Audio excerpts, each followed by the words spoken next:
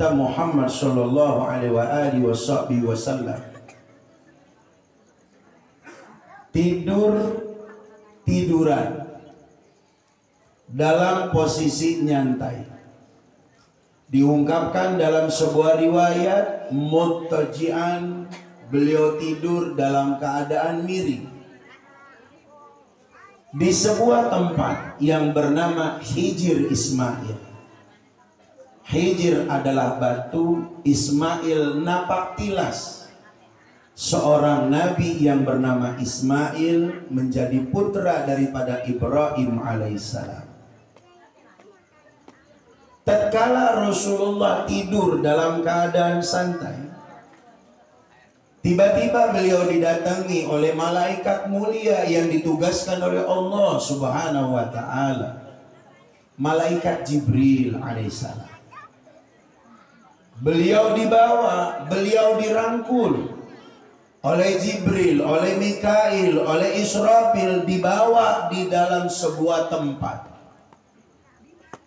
yang begitu sepi untuk dilakukan sebuah amanah yang dibawa oleh Jibril atas perintah daripada Allah Subhanahu wa taala untuk mempersiapkan lahir batinnya Nabi kita Muhammad sallallahu alaihi wasallam di dalam sebuah perjumpaan yang istimewa yang dikenal dengan Isra dan Mi'raj Rasulullah sallallahu alaihi wasallam. Ini Nabi dadanya dibelah. Abuya Sayyid Muhammad bin Alawi bin Abbas Al-Maliki, beliau katakan di dalam kitab Qul Hadi Sabili atau di dalam kitab lainnya Mafahim Yajibu an Tusahhah, beberapa kali Rasulullah dadanya dibelah oleh Jibril alaihissalam atas perintah dari Allah untuk memperbaiki kondisi hati beliau karena ingin melakukan sebuah perjumpaan yang agung untuk bertemu dengan Allah Subhanahu wa ta'ala. Dirapihin itu dada Nabi Muhammad. Ada air Zam-Zam yang dipilih oleh Jibril. Ada air emas yang dibawakan oleh malaikat Israfil. Ada air yang terbuat dari perak yang dibawa oleh malaikat Israfil. Dengan tujuan Rasulullah punya hati yang suci. Dengan tujuan Rasulullah punya hati yang lapang. Dan dengan tujuan Rasulullah memang dipersiapkan untuk berjumpa dengan Allah Subhanahu wa ta'ala. Bapak sekalian, ketika ini udah rapi semuanya, Nabi operasinya udah kelar, dada beliau ditutup rapi seperti semula. Dikatakan oleh para ulama, semua Nabi dan Rasul masing-masing punya tanda. Nabi dan Rasul punya tanda ciri khas di tangan kanannya berupa tai lalat. Nabi Adam punya tai lalat di tangan kanan.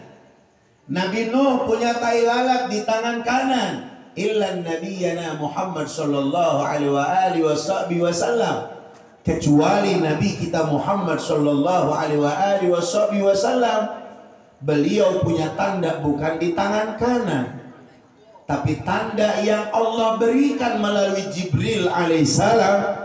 Rasulullah punya tanda di pundak sebelah kirinya yang bertepatan dengan jantung daripada Nabi Muhammad sallallahu alaihi wasallam. Para ulama berselisih tulisannya apaan sih? Makanya ada sebagian musola yang tua-tua di dalam tulisannya Allah wahdahu la syarikalah tawajjah tatawajjah haitsu syi'ta. Itu dia bentukannya segitiga. Tapi kata ulama kalbiyullah, Rasulullah punya tai lalat kecil. Itu namanya khatamun nubuwah, cap kenabian daripada Allah Subhanahu wa taala untuk Nabi kita Muhammad sallallahu alaihi wasallam. Jadi taruh di belakang. Tujuannya Allah wahdahu la syarikalah tawajjah haitsu syi'ta fa innaka mansur. Rapi Nabi udah dicetak sama Allah, memiliki stempel kenabian. Maka atas izin Allah Subhanahu wa taala, malaikat Jibril alaihissalam ditugaskan oleh Allah mengambil sebuah kendaraan yang ada di dalam surganya Allah yang bernama Al-Buraq, yang dikhususkan untuk dijadikan kendaraan Nabi kita Muhammad sallallahu alaihi wasallam. Maka kata ulama tafsir, buraq itu adalah kilat. Kalau ar-ra'du itu suara geledek, sedangkan buraq itu kilatnya. Jadi sebelum suara geledek keluar, itu kan ada percikan sinarnya itu Pak. Ya kan? Itu dalam bahasa Al-Qur'annya namanya al-buraq.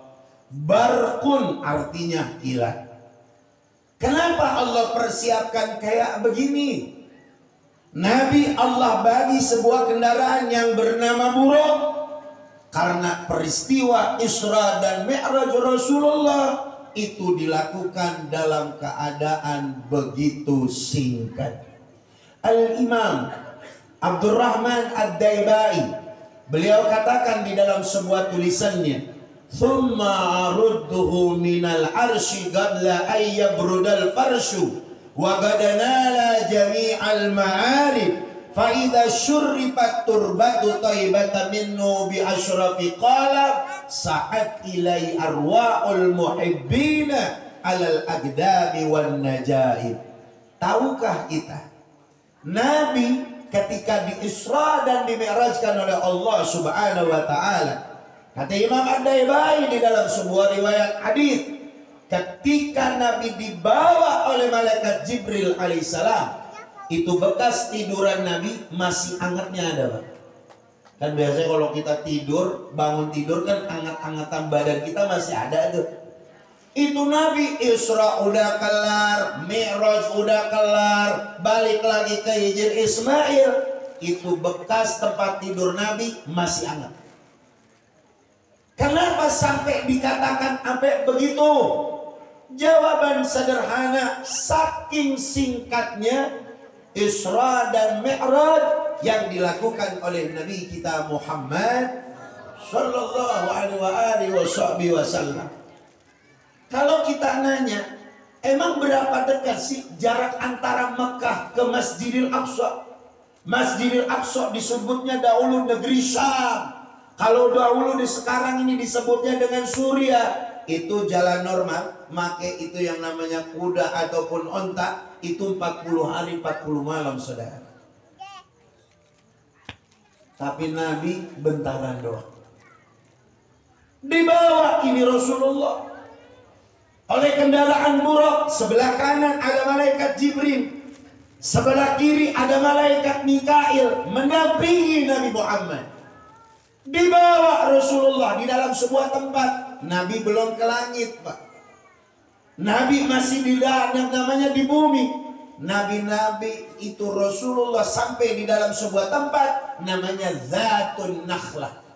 Sebuah tempat yang begitu subur, yang dimana menghasilkan yang namanya kurma begitu banyak. Ditanya oleh Jibril alaihissalam, "Ya Muhammad, tahukah engkau tempat yang aku turunkan saat ini untukmu ya Muhammad?" "Aku tidak tahu wahai Jibril." Maka malaikat Jibril berkata, "Sholat dulu 2 rakaat, kelar sholat baru dikasih tahu oleh malaikat Jibril alaihissalam." Apa yang dikatakan oleh Jibril? "Wahai Rasulullah, wahai Muhammad, barusan ente sholat 2 rakaat di ini tempat. Ini adalah tempat yang satu saat engkau akan berhijrah dari tempat kelahiranmu Makkah Al-Mukarramah, yaitu menuju Madinatul Munawwarah."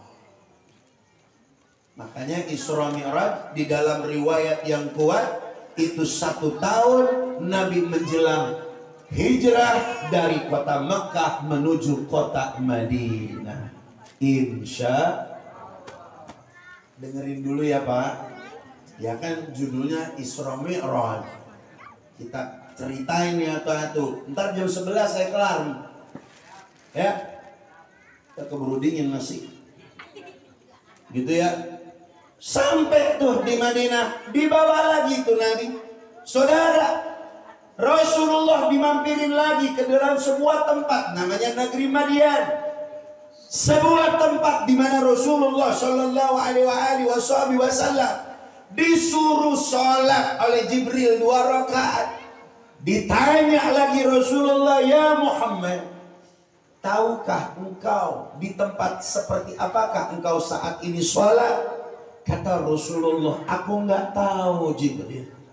Ini negeri Madian. Dulu Nabi sebelummu yang bernama Musa alaihissalam dikejar oleh Fir'aun laknatullah. Musa dahulu hampir dibunuh oleh bedal tentaranya oleh Fir'aun laknatullah. Dia sembunyi di negeri Madian. Di situ ada pepohonan yang begitu besar sampai beristirahat Nabi Musa alaihissalam di bawah pohonan yang rindang yang bernama tempatnya itu negeri Madian. Dibawa lagi Rasulullah Shallallahu Alaihi Wasallam di sebuah tempat yang bernama Bethlehem. Beth artinya rumah, lehem artinya daging. Di situ ada napak tilas perjalanan seorang wanita suci yang bernama Sayyidatuna Maryam, memiliki seorang putra yang bernama Isa alaihissalam. Ternyata Bethlehem tempat kelahiran daripada Nabiullah Isa alaihissalam dari seorang perempuan suci, ibunda Sayyidatuna Maryam alaihi wassalam. Rasulullah salat. Rasulullah ditanya, dijawab oleh Jibril, yang engkau barusan sholat di tempat ini, wahai Muhammad, adalah Bethlehem, tempat kelahiran Nabiullah Isa alaihissalam melalui kandungan wanita suci yang bernama Siti Maria. Insya Allah. Berapa tempat itu jalan? Isra udah berapa tempat kita jalan? 1 Madinah, 2 negeri Madian, yang ketiga di Bethlehem, tempat kelahiran Nabiullah Isa alaihi salam. Jalan tuh Nabi. Berbagai macam peristiwa dilihat sama Rasulullah. Maka Allah subhanahu wa ta'ala berfirman, Bismillahirrahmanirrahim. Subhanalladzi asra bi'abdihi laylan minal masjidil haram ilal masjidil aqsa alladzi barakna haulah linuriyahu min ayatina innahu huwas sami'ul basir. Di ayat yang lain Allah subhanahu wa ta'ala abadikan Nabi Muhammad, laqad ra'ahu min ayatihil kubra. Demi Allah, Nabi ketika Isra, Nabi ketika Mi'raj, semuanya melihat tanda-tanda kebesaran daripada Allah subhanahu wa ta'ala. Saudara, malam hari ini di malam ke-27 kita memperingati sebuah peristiwa yang agung yang dialami manusia yang agung, Nabi kita sekalian, Nabi kita Muhammad. Nabi kita Muhammad. Nabi kita Muhammad. Allahumma salli wa sallim wa barik. Di mana peristiwa ini nggak pernah dialamin sebelum Nabi Muhammad. Nabi Ibrahim punya julukan Al-Khalilur Rahman. Allah abadikan di dalam Al-Quran, wattakhadallahu Ibrahima khalila. Ibrahim pribadi manusia yang akrab sama Allah. Ibrahim adalah pribadi manusia yang CS sama Allah. Saking akrab dan CS-nya Nabiullah Ibrahim alaihissalam. Di dalam ibadah sholat ada sebuah riwayat yang kuat yang dipakai sama kita semuanya dalam bentukan sholawat Ibrahimiyah.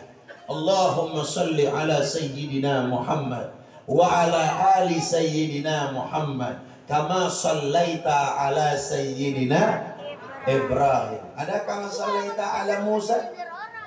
Ada kama sallaita ala Nuh? Ada kama sallaita ala Isa? Tidak ada. Kama sallaita ala Sayyidina Ibrahim. Ibrahim begitu akrab sama Allah. Dia nggak Isra dan Mi'raj.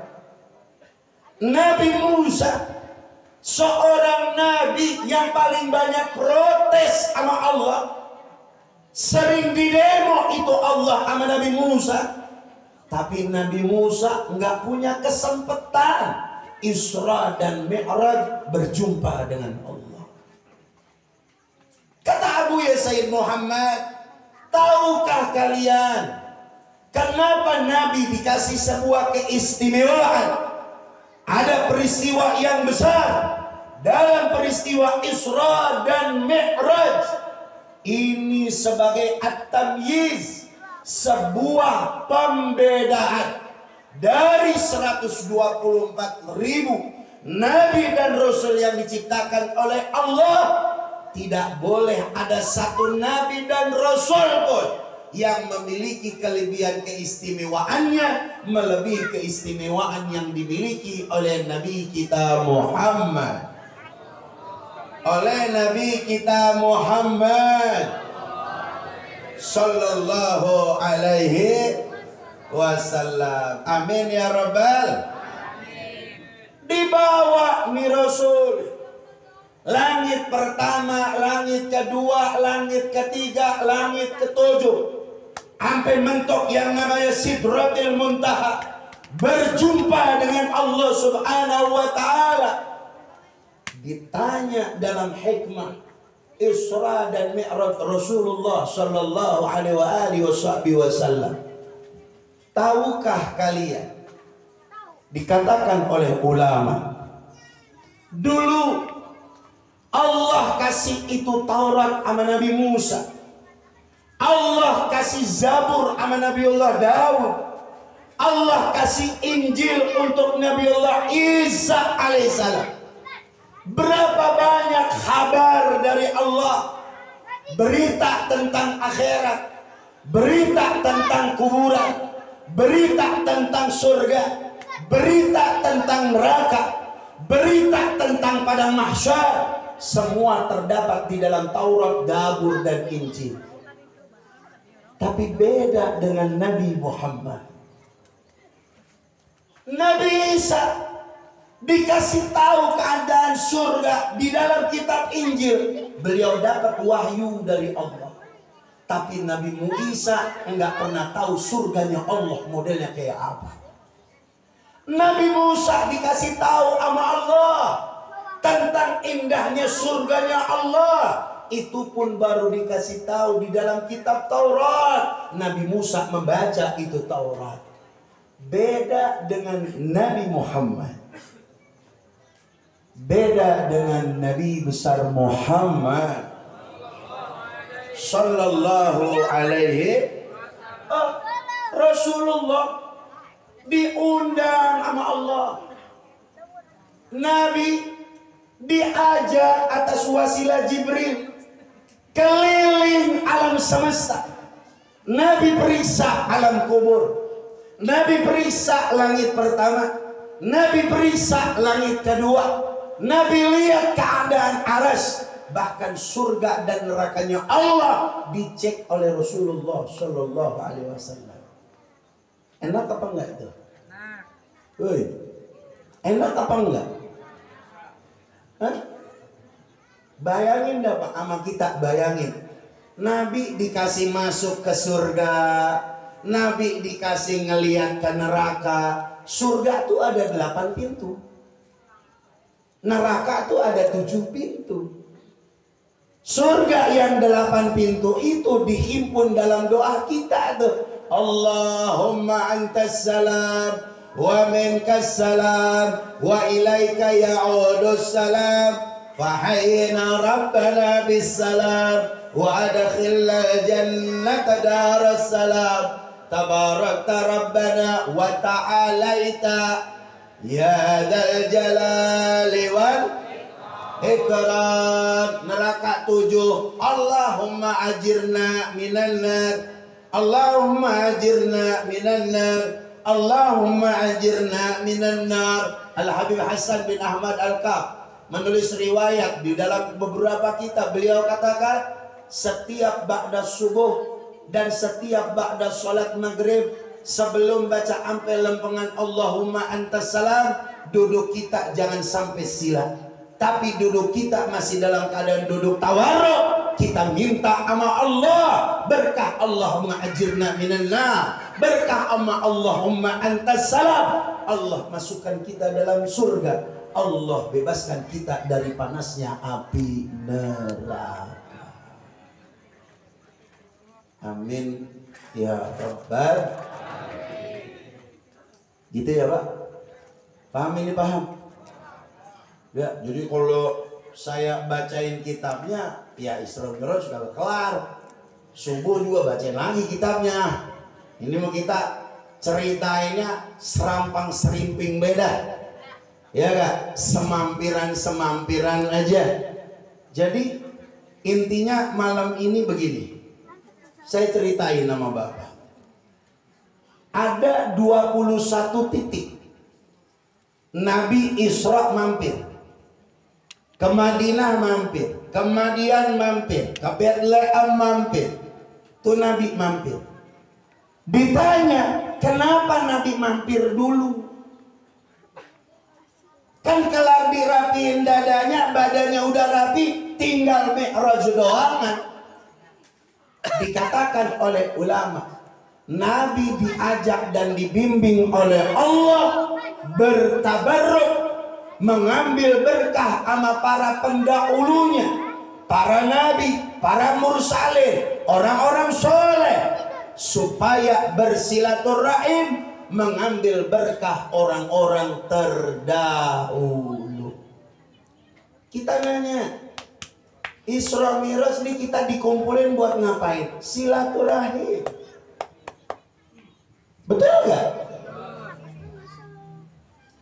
Kita silaturahim ini malam enggak ada tujuan lain kecuali atuh biar Allah ridho sama kita semua. Betul gak? Enggak boleh ada kebencian, enggak boleh ada permusuhan, kagak boleh ada kedengkian, enggak boleh diam-diaman lebih dari 3 hari 3 malam. Kagak boleh ada persaingan yang kagak sehat. Ini silaturahim. Betul gak? Nabi lagi beliau mau dimi'rajkan oleh Allah, ya yang namanya setan. Betul gak? Di mana juga ada. Di majelis salim setan banyak, di pasar setan banyak, di jalanan setan banyak. Betul apa enggak?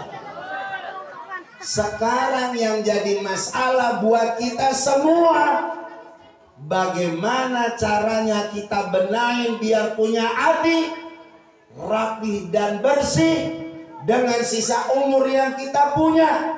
Niatin semuanya buat ibadah kepada Allah Subhanahu. Emang apaan sih Bapak Haji?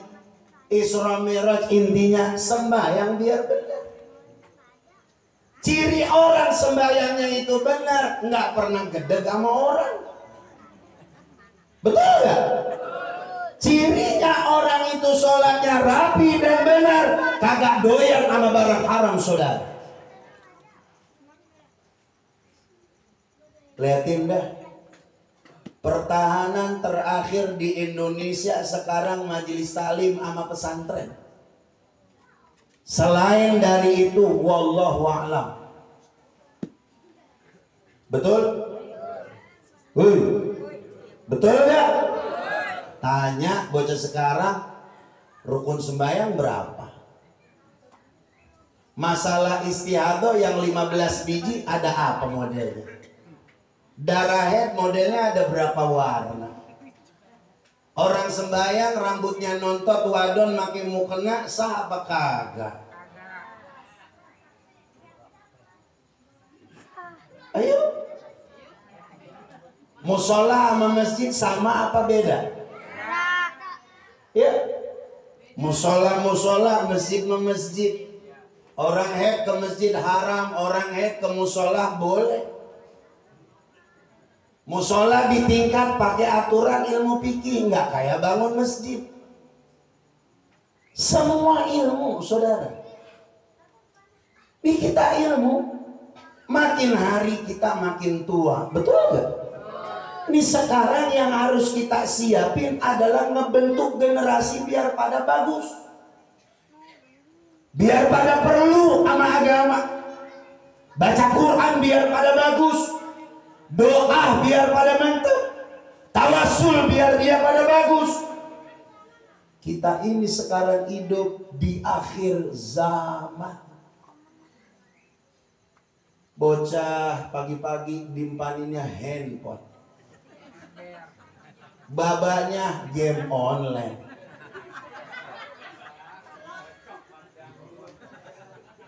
Anaknya sarap, babanya PA.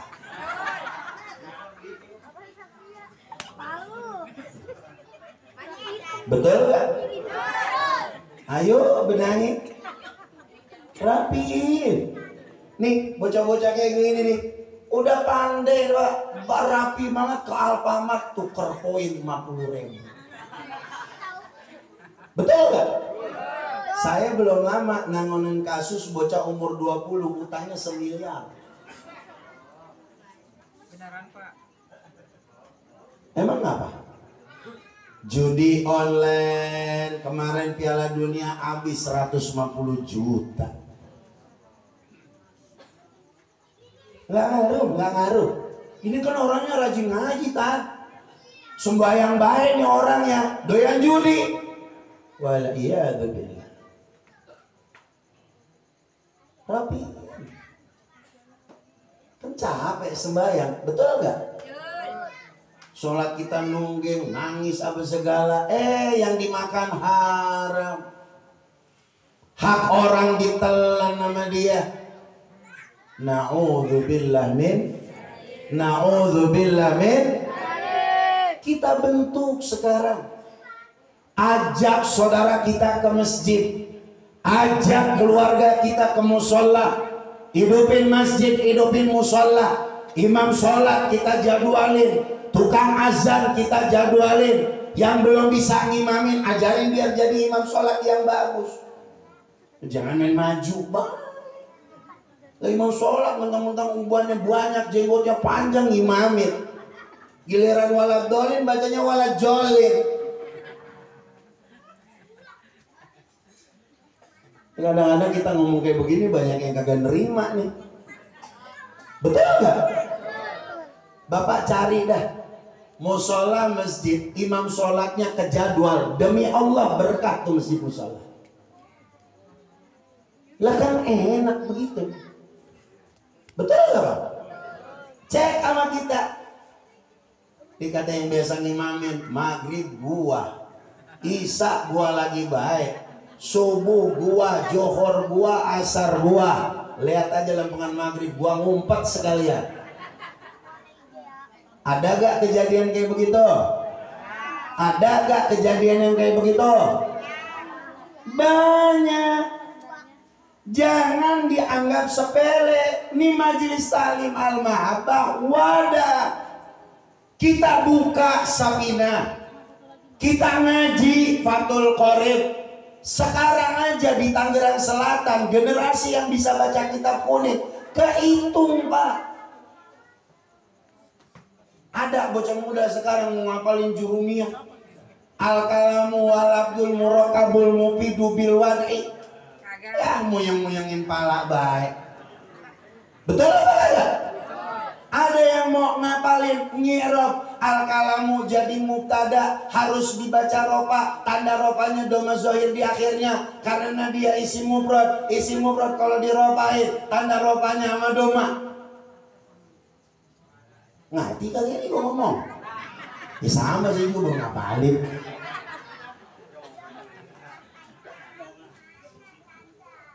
Nih bentuk, nih rapiin.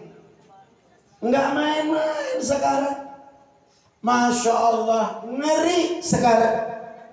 Mumpung kita punya guru masih banyak, kiai kita di kampung kita masih banyak, manfaatin ilmu mereka. Kiai ajarin saya ngimamin sholat biar bagus. Kiai ajarin saya biar baca kitab bisa. Bagaimana caranya? Boleh. Lah kan enak kayak begitu ibadah. Rapi semua kita. Isra Mi'raj mah kita rayain, kita kagak rayain, nggak masalah. Tapi sholat 5 waktu wajib kita hidupin syiarnya. Allah berfirman, "Wa man yu'azzim sya'airallah fa innaha min taqwal qulub." Siapapun di antara kita umat Nabi Muhammad yang mau menghidupkan syiar ajaran Allah, sholat berjamaah, ada majelis taklim, ada majelis zikir, ada majelis silaturahim, kita aratin tali persaudaraan kita. Itu bagian tanda menghidupkan nilai-nilai ketakwaan kita di hadapan Allah Subhanahu.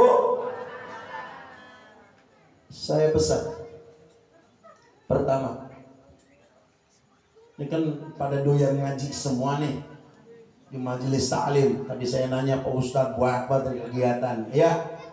Nih yang kita rapiin sekarang, bagaimana caranya kita ngajak saudara, tetangga, keluarga biar pada doyan ngaji. Rahasianya kita. Nih orang lanang, ini masjid jauh dekat sini. Musola berapa baris subuh? Woi, subuh berapa baris? 10 orang ya? 10 baris sama 10 orang. Ayo Pak. Sholat jamaah. Saya pesenin sholat jamaah. Orang lanang jamaah di masjid, orang lanang jamaah di musola. Orang wadon boleh ikut jamaah. Catatannya 1, jangan dandan. 2, jangan pakai minyak wangi. Yang ketiga, kagak boleh pakai baju yang ngundang ngeliatin dari orang lain. Makanya kata Imam Nawawi, yang paling boleh jamaah orang wadon di masjid musola nenek-nenek. Paham? Sekarang nenek-nenek lewat di rumah kita, kita mau jamaah ke masjid musola. Kira-kira itu nenek-nenek dilirik apa kagak? Kagak. Nah kalau nenek-nenek udah kagak dilirik sama orang lanang, boleh jamaah di masjid. Ya, paham nih paham. Besok nih kita Idul Fitri. Ya, Idul Fitri nih besok kita. Ramadan, kita Rajab, ini Sya'ban, Ramadan, Lebaran tuh. Orang wadon kalau sekiranya ngundang fitnah, sholatnya di rumah. Kadang-kadang orang wadon yang paling dulu bangun, jam 3 udah melek. Make up lain, dandan lain, baju lebaran lain, minyak wangi lain, betul gak? Sholat Idul Fitri sunnah apa wajib? Ngapa getol amat ke sono? Ayo rapiin sama kita. Momen kita Isra dan Mi'raj, momen kita bebenah di hadapan Allah Subhanahu wa ta'ala. Salat adalah sebuah alat supaya kita bisa dekat sama Allah. Salat adalah sebuah wasilah biar kita dinadrah, dipandang oleh Allah. Salat adalah sebuah perantara agar kita memiliki hubungan kedekatan diri kita kepada Allah Subhanahu wa ta'ala. Jangan pernah ninggalin sholat, jangan pernah putus dari sholat, dan jangan pernah jauh daripada sholat. Orang kalau udah berani ninggalin sholat, berarti dia telah mutus hubungan sama Allah. Kalau orang udah berani mutus hubungan sama Allah, maka selain daripada Allah pun bisa dia berani untuk diputuskan hubungannya. Orang yang kagak sembahyang, dia nggak bakalan amanah. Orang yang kagak sholat, makanan yang dia makan melaknat dirinya. Orang yang kagak sholat adalah orang yang matrud, ditolak oleh Allah Subhanahu wa ta'ala. Orang yang kagak sholat adalah orang yang jauh daripada rahmatnya Allah Subhanahu wa ta'ala. Na'udzubillah min. Al-Imam Zaini Dahlan pernah ditanya, pengarang daripada syarah Julumiyah Imam Sun'aji, Tuan Guru, ada seorang muslim pernah satu ketika dia kagak sholat, nggak sholat subuh Tuan Guru. Kemudian dia berencana menebus dosa ninggalin sholat subuhnya dengan berbagai macam amalan ibadah dia kepada Allah. Haji tiap tahun, umrah berkali-kali, infak sedekah di jalan Allah.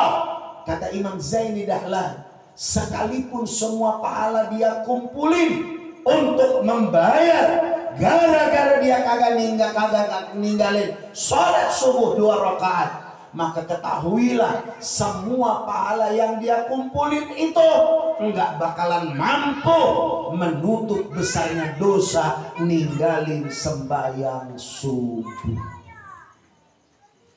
Naudzu. Terus gimana ya sembahyangnya seminggu sekali, Jumatan doang? Hah? Terus bagaimana sembahyangnya setahun 2 kali, Idul Adha sama Idul Fitri? Na'udzubillah min. Oh, ditanya Imam Haddad di dalam kitabnya Risalatul Muawanah, beliau katakan orang sholat itu ada 2 model. Sholat yang dhair, ada sholat yang batin. Sholat yang dhair kita ada ruku, ada i'tidal, ada sujud, ada duduk di antara 2 sujud, ada takbiratul ihram. Tapi kata Imam Haddad, yang luar kelihatan itu nggak bakalan dianggap sama Allah, nggak bakalan dipandang sama Allah sebelum kualitas hati dia dibersihkan untuk di jalannya Allah Subhanahu. Ini ada orang sholatnya cuma sekali dalam satu malam, 5 kali doang. Johor nggak pakai qobliyah ba'diyah, Asar juga nggak pakai qobliyah, Maghrib nggak pakai qobliyah ba'diyah, cuma sholat 5 waktu doang. Tapi hatinya bagus, dia nggak punya dengki sama orang, dia nggak punya benci sama saudara, dia nggak durhaka sama orang tua, dia nggak terhasut sama orang lain, saudara. Kata Al-Imam Alwi bin Syahab, itu orang yang sholatnya dikit lebih utama, lebih istimewa, dan lebih afdal ketimbang orang yang sholat tahajud, yang sholat 5 waktu jamaah, yang sholat duha 8 rakaat, yang sholat awwabin bainal maghrib wal isya 20 rakaat, tapi di dalam hati dia masih ada kebencian sama saudara dia. Na'udzubillah min.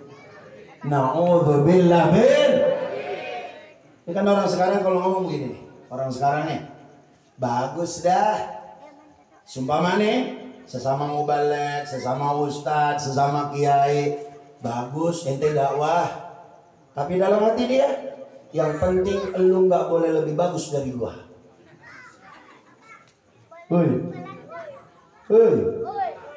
Ingetin nih omongan saya nih, orang sekarang nih, bagus ente ceramah yang rajin, ngisi talil yang bagus, yang penting nggak boleh lebih bagus dari saya.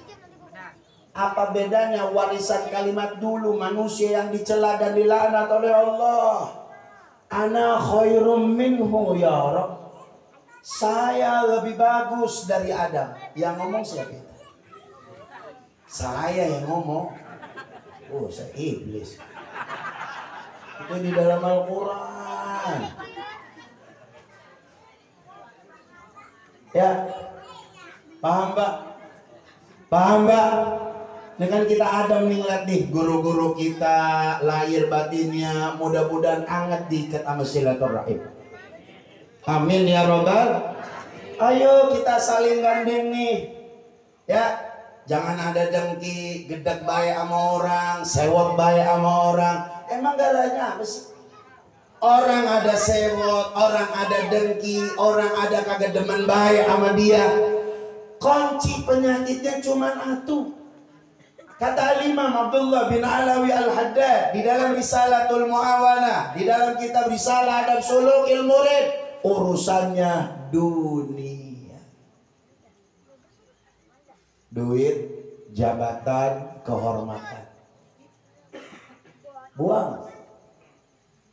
Ini kita Isra Mi'raj. Rohani biar nyampe, hati biar bersih. Al-Imam Abu Hamid Al-Ghazali berkata, Al-qalbu mandarullah. Hati tempat memandangnya Allah. Hati bisa dipandang sama Allah. Hati bisa dilihat sama Allah. Kalau hati itu bersih. Ini orang gak punya dengki. Ini orang gak punya benci. Ini orang gak punya hasud. Ini orang gak punya fitnah. Mulutnya manis, gak pernah goroh sama orang. Dia jaga kehormatan dirinya sebagai seorang muslim. Dia jaga kehormatan dirinya sebagai umat Nabi Muhammad. Demi Allah, walaupun ibadah kita kagak banyak, tapi kalau hatinya bagus, nggak ada kepentingan dunia, di dalam hati kita hanya ada Allah, insya Allah dunia akhirat kita bakal dibahagiakan oleh Allah Subhanahu. Amin ya Rabbal. Betul apa betul? Betul apa betul? Kita makin tua, rambut makin hari makin putih, betul gak? Betul. Yang tadinya gagah sekarang batuk mulu. Yang tadinya jualannya gagah sekarang makin tungkat, bener gak? Bangun tidur yang tadinya gagah sekarang megang kaki dulu, asam urat. Bener apa kagak? Memang kodrat kita kayak begitu saudara. Wa man nu'ammiru nunakisu fil khalqi afala yaqilun. Kita bakalan pulang sama Allah. Cepat atau lambat kita bakalan dipanggil sama Allah. Mau nerima kagak nerima dipanggil sama Allah. Kita doa, ya Allah bi'a, ya Allah bi'a, ya Allah bihusnil, ya Allah bi'a, ya Allah bi'a, ya Allah bihusnil khatimah. Bangun nih kita kompak. Ya Pak, bangun nih kita kompak. Girang rasanya Nabi udah ngelihat surga. Nah kan Nabi lagi ngelihat surga, mau ditutupin pintu surga. Di dalam surga ada depakan kaki Pak. Ada depakan telapak kaki yang bunyi baik dah tuh. Kata Rasulullah, Jibril, orang di dalam surga ada telapak kaki orang. Kan kata ente nggak bakalan ada orang yang bisa masuk surga sebelum dimasuki oleh seorang nabi yang bernama Muhammad. Betul ya Muhammad. Itu di dalam surga ada depakan kaki. Itu depakan kaki sahabatmu Bilal bin Rabah. Nabi lagi Mi'raj, Bilal bin Rabah di bumi, tapi telapak kaki Bilal bin Rabah udah ada di dalam surganya Allah Subhanahu. Nabi pulang Isra Mi'raj, ditanya oleh itu Rasulullah bilang, ya Bilal, alangkah hebatnya dirimu wahai Bilal. Bilal keheranan, ada apa ya Rasulullah? Aku di saat di Isra dan di Mi'rajkan oleh Allah, Aku didapatkan sebuah kemuliaan dari Allah, bisa masuk ke dalam surganya Allah yang 8. Tapi aku dengar di situ ada telapak kakimu, wahai Bilal.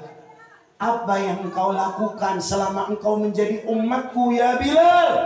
Kata Sayyidina Bilal bin Rabah, ya Rasulullah, semenjak aku mengenal dirimu ya Muhammad, diriku nggak pernah lepas dari air wudhu.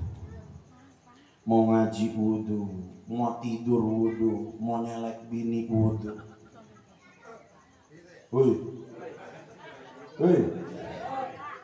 Jangan calak colek bayi, wudhu dulu. Dibalikin kan dicolek batal lagi tadi. Ya wudhu lagi. Kan gak jadi-jadi kan tuh. Ya Pak, wudhu. Rawat kita wudhu. Al-Imam Abu Hamid Al-Ghazali bercerita di dalam sebuah riwayat hadis dari Rasulullah Sallallahu Alaihi Wasallam. Ya Rasulullah, nanti di padang mahsyar umat manusia dalam keadaan penuh, miliaran manusia dikumpulkan oleh Allah di padang mahsyar. Adakah engkau bisa mengenali daripada umatmu, wahai Nabi? Kata Rasulullah Sallallahu Alaihi Wasallam, aku dapat mengenal umatku, wahai sahabatku. Di jidatnya ada bekas wudhu, di tangannya ada bekas wudhu, di sikutnya ada bekas wudhu, di telapak kakinya ada bekas wudhu. Itu semua bercahaya, gurrul muhajjalin min atharil wudhu.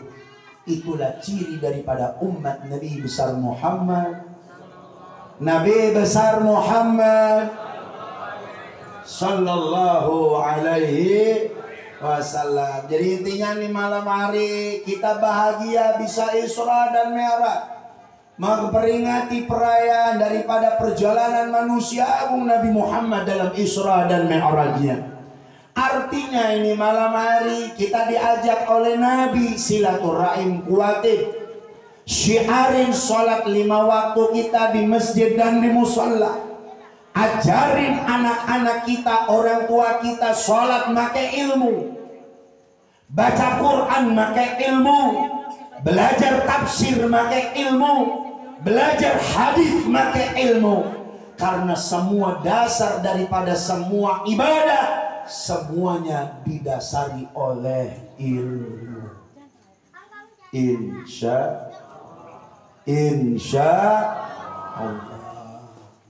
Yang punya utang sholat, kodok-kodokin sholatnya. Yang punya utang puasa, kodok-kodokin puasanya. Kita bersihin nih, kita bayarin nih. Kita punya niatan yang tulus. Sebagaimana kita kumpul di malam yang mulia ini, mudah-mudahan Allah pandang kita dengan pandangan rahmat. Allah pandang kita dengan pandangan maghfirah. Allah pandang kita dengan pandangan ampunan. Allah pandang kita dengan pandangan berkah. Sehingga selepas ini tepat kita semuanya mendapatkan ridho daripada Allah Subhanahu wa Ta'ala.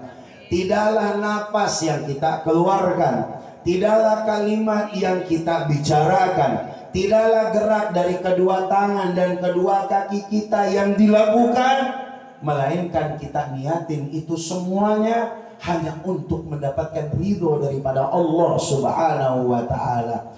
Bukankah kita setiap sholat berjanji kepada Allah, inna sholati wa nusuki wa mahyaya wa mamati lillahi rabbil alamin. Yuk salat karena Allah. Ayo kita ibadah karena Allah. Ayo kita berjuang hidup karena Allah. Ayo kita berjuang menjemput kematian kita. Niatnya karena Allah Subhanahu. Kedua, ini malam hari baba kita yang ditawasulin, emak kita yang ditawasulin, guru-guru kita yang ditawasulin. Ini malam hari ngeliatin kita Isra dan Mi'raj. Oh ditanya, bener apa kagak itu? Ya benar, kalau kagak benar bapak dulu udah mati. Biar bisa ngelihat kejadian ini, kita kumpul di malam hari. Al-Imam Jalaluddin As-Suyuti di dalam kitabnya Syarhul Sudur fi Ahlil Mauta wa Ahlil Qubur, orang-orang yang udah diwafatkan oleh Allah Subhanahu wa taala, jasadnya dalam keadaan hancur tapi rohnya nggak pernah hancur. Mereka orang-orang yang beriman, hatinya terikat kepada Allah Subhanahu wa taala 24 jam di alam barzakh. Mereka melihat, memperhatikan istri, suami, anak, cucu, menantu yang berjuang di jalan Allah Subhanahu wa taala, sehingga orang tua kita yang ada di alam barzakh merasa bangga, merasa senang anak keturunannya yang masih pada hidup dalam keadaan saleh dan saleha, menghidupkan nilai-nilai ajaran yang dibawa oleh junjungan kita baginda Nabi besar Muhammad sallallahu alaihi wa alihi wa sahbihi wasallam. Amin ya rabbal. Bapak Ibu sekalian yang dirahmati dan dimuliakan oleh Allah Subhanahu wa taala, dengan demikian kita berkumpul pada saat sekarang ini intinya saling mengingatkan sesama kita. Terkhusus buat saya, ayo jangan sampai kita semua kejebak dengan jebakan syaitan. Kurangin masa-masa istirahat kita, banyakin masa-masa kita beribadah kepada Allah Subhanahu wa taala. Silakan bapak-bapak yang senang baca Quran, rutinin baca Quran. Silakan bapak-bapak yang senang sholat, banyakin sholatnya. Dulu ada ulama besar keturunan Sayyidina Husain, Al-Imam Sayyidil Walid Al-Syekh Abdul Rahman As-Segaf. Beliau punya kebiasaan ibadah yang luar biasa. Beliau punya kebiasaan ibadah membaca Al-Quran. Satu hari satu malam beliau khatamkan Al-Quran, itu 8 kali khataman Al-Quran. Al-Imam Abdul Rahman As-Segaf, beliau khatamkan Quran pagi, dari pagi sampai sore 4 kali khataman Quran. Pada maghrib sampai menjelang subuh 4 kali khataman Al-Quran. Di dalam riwayat beliau diceritakan 25 tahun beliau nggak tidur siang, nggak tidur malam. Ditanya sama anaknya, Walid, kenapa Walid gak mau tidur? Baca Quran kok begitu banyak. Ada apa Walid? Aku malu sama Allah. Allah kasih aku nikmat yang begitu banyak, tapi aku merasa khawatir syukurku masih dikit sama Allah. Ada yang semalaman 8 kali khatam Quran. Uy.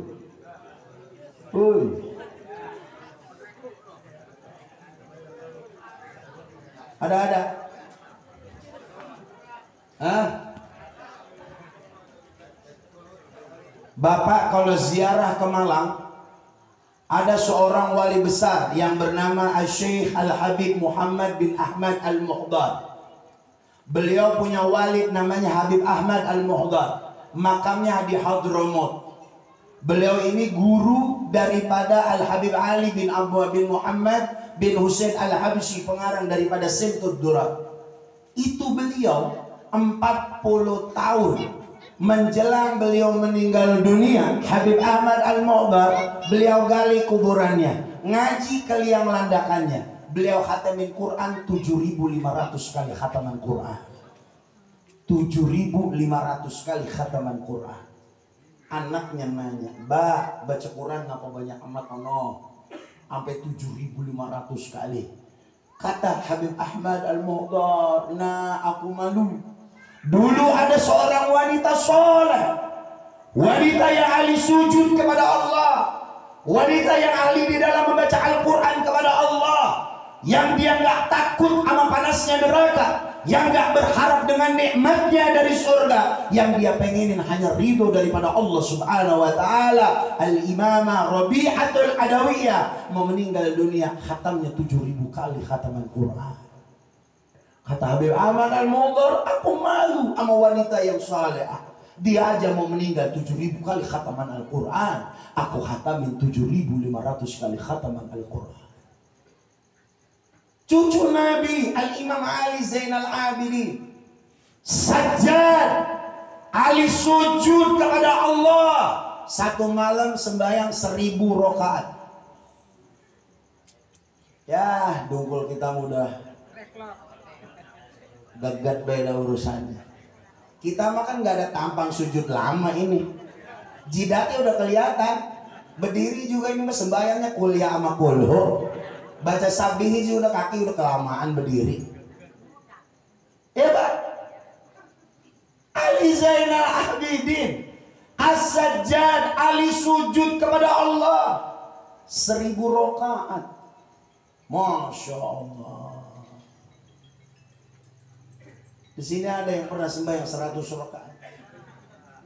Wih, terawih aja masih perhitungan. Kayaknya mah enak terawih, enakan 11 juga datang. 20 udah kelamaan ini kita.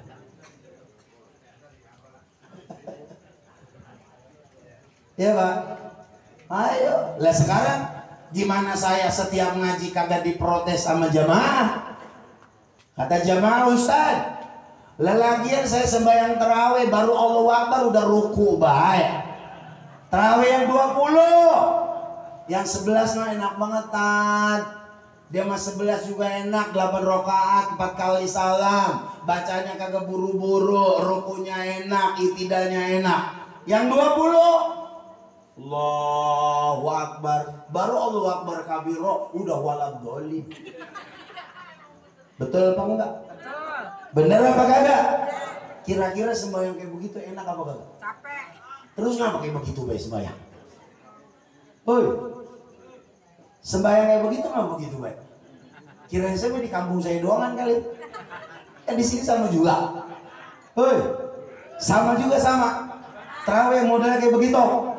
Jadi kalau sembahyang, kalau udah kelewatan 30 menit, imam sholatnya tahun depan dipecat. Ada yang kayak begitu pada ya. Astagfirullahaladzim. Ini dengerin baik-baik. Taraweh itu artinya ngaso. Taraweh artinya santai, istirahat. Lah sekarang kalau sembahyang kayak dikejar-kejar kuntilanak, sembahyang taraweh apa sembahyang apa itu? Lagu apa sembahyang model kayak begitu? Lah taraweh mah santai, lah kan enak banget ngimamin. Bacanya al-hakumut nggak buru-buru, betul nggak? Tapi tetap baik begitu kelas sembahyang. Ini siapa sih imam sholat? Kagak ngertiin amat sih, lama banget ya. Betul nggak? Nih, saya mesenin tradisi jelek kayak begitu buang. Betul nggak Pak? Jangan dipelihara, buang. Kasih pengertian nih semua jamaah. Kita sholat taraweh paling lamanya 1 jam. Kota cuma mangap semua enak boy. Lo kan tahun kemarin 30 menit, kalau bisa tahun ini 20 menit. Kan lebih ikan sepat, ikan gabus. Lebih cepat, lebih bagus. Betul nggak? Ayo, yang punya masjid, yang punya musola, benahin kayak begitu. Sayang-sayang kita taraweh modelnya kayak begitu. Fatihah makmum belum kelar, imam sholat udah ruku. Imam makmum sholat main ruku baik, padahal makmumnya makmum muafik, makmum sembahyang kagak sah. Imam sholat doang kan itu yang taraweh dewek-dewekan, makmum semua taraweh yang kagak ada yang sah. Tapi yang tanggung jawabnya imam sholat. Syukurin loh. Ya, jam berapa nih? Ya, segitu ya Bu. Paham Nyi? Paham Nyi? Paham ya? Ini kita enak nih di majelis taklim. Ada ratib. Bapak silakan baca ratib apapun. Sayyidil Walid Al-Habib Umar bin Muhammad bin Salim bin Hafid bin Syekh Abu Bakar bin Salim, beliau katakan akhir zaman jangan lepas ratib. Mau baca ratib Ali Idrus, mau baca ratibul Attas, mau baca ratibul Haddad, mau baca wirdul Latif, baca dah. Malam Jumat baca maulidan, baca manakib Syekh Abdul Qadir Jilani. Kalau perasaan saya orang dulu mah di sini manakibnya Syekh Saman nih. Betul gak? Syekh Saman Al-Madani. Syekh Salman Al-Madani punya murid namanya Syekh Arsyad Al-Banjari. Beliau punya cucu nomor ke-9, cucu generasi ke-9, namanya Guru Ijai, Tuan Guru Martapura, Kiai Haji Zaini Abdul Ghani, waliyun min auliyaillah min auliyail kutub. Dulu tuh orang dulu kalau baca manaqib Syekh Salman enak banget. Ya Saman, ya Saman, ya Saman, agitna, agitna, agitna. Orang dulu tuh kayak begitu. Orang sekarang yang ngajinya masih sempalan sama di bawah pohon pisang, sirik itu. Makanya riwayat Imam Turmudi, dulu ada orang buta nyamperin Nabi. Kata orang buta, ya Rasulullah, adakah engkau bisa mendoakan aku, wahai Nabi? Aku udah lama jadi orang buta, ya Rasulullah. Angkatlah buta aku, ya Rasulullah, dengan engkau meminta kepada Allah. Apa kata Nabi? Fulan, ambil air wudu, ente sholat 2 rakaat. Beres itu baca nih doa. Apa kata Nabi? Qul Allahumma inni atawassalu wa atawajjahu ilaika bijahi nabiyyika Muhammadin sallallahu alaihi wasallam nabiyyir rahmah ya Muhammad. Sebutin itu hajat kita. Mata saya buta ya Allah, bukain mata saya ya Allah biar bisa ngelihat indahnya alam semesta ya Allah. Ini yang buta dia punya yakin sama Nabi Muhammad. Kelar dia doa, dapat beberapa saat matanya bisa melihat. Bapak sakit gigi, doa ada kayak begitu. Kalau kagak sembuh-sembuh, jangan nyalain doanya. Ya, ayo rapi, rapi. Saya mesen begitu aja. Nih rapiin sekarang. Yang perlu kita rapiin apa? Ibadah. Bagaimana ibadah yang paling tinggi? 1, ibadah yang paling gede pahalanya di hadapan Allah, nyenengin orang. Paham Mbak? Pagi-pagi temen melongok baik di pos, kopi kagak ada, dikerubutin sama laler. Emang nasi uduk kagak ada, temennya lewat buat tentengan. Nasi uduk lain, rokok lain, dikasih kopi, dikepelin duit 200.000. Itu adem apa kagak? Seneng apa kagak teman kayak begitu? Ini orang kalau udah pandai nyenengin orang lain, di akhirat disenengin Allah. Lah kan kita mah nggak ada tampang sembahyang khusyuk ini. Betul apa kagak? Ayo dah, mana yang kita punya tampang khusyuk? Saya juga kagak begitu, emang tampang saya doang dan rada kerenan dikit. Betul apa kagak? Enggak ada kita tampang khusyuk, tapi cari cara bagaimana kita supaya dipandang sama Allah. Senengin orang. Emak senengin, babak senengin, tetangga senengin. Betul enggak? Lah kan enak kayak begitu. Ya cuman temen yang nongkrong jangan tiap hari, berabe juga yang ngasih duitnya. Gitu ya Pak. Ayo rapiin. Orang yang doyan salat nggak bakalan pelit sama saudara. Betul? Saya ulangin, orang yang doyan sujud sama Allah nggak bakalan pelit. Tapi kalau ada orang yang doyan sujud sama Allah, pelit sama orang tua, pelit sama saudara, demi Allah sholatnya nggak diterima sama Allah. Nyirinya begitu banyak. Nyirinya begitu banyak. Loh, semua yang mau rajin ke masjid, pelitnya menauzubillah min dzalik. Coba itu. Na'udzubillah min. Na'udzubillah min. Ini kita kayak Isra Mi'raj, kita zikiran, ngaji pagoyoban. Emang sebab siapa? Orang-orang dermawan yang sembahyangnya kagak banyak tapi apa nama orang model kayak begini surganya duluanan. Begitu. Betul apa kagak? Nah karena kita nyaingin sembahyang kagak urut. Kita nyaingin sembahyang kagak urut. Imam Zainal Abidin sembahyang 1000 rakaat, sujudnya Masya Allah. Sayyidina Utsman bin Affan sholat witir 1 rakaat 1 kali khataman Quran. Ada model kita tampang kayak begitu. Lah kita makan langganannya kul ya kulhu. Terakhir ama kulhu, al-falaq, ama an-nas. Bener kagak? Pas giliran subhanal malikil kudus udah pada keluar. Pas imam sholat nengok mau doa, makmum tinggal atuh. Betul apa kagak? Benahin, maksud saya itu benahin. Kalau ini rapi, insya Allah semuanya rapi. Begitu ya Pak. Pesan saya kedua, kalau udah nyenengin orang, nih, jangan pernah benci sama orang. Jangan pernah dengki sama orang. Ini amanah saya. Sehebat apapun orang beribadah, kalau masih ada dengki sama orang, maka dia jauh dari Allah Subhanahu wa ta'ala. Mudah-mudahan Allah bersihkan hati kita. Allah sempurnakan ibadah kita. Allah tanamkan kita rahmah wa ra'fatan li ummati Muhammadin.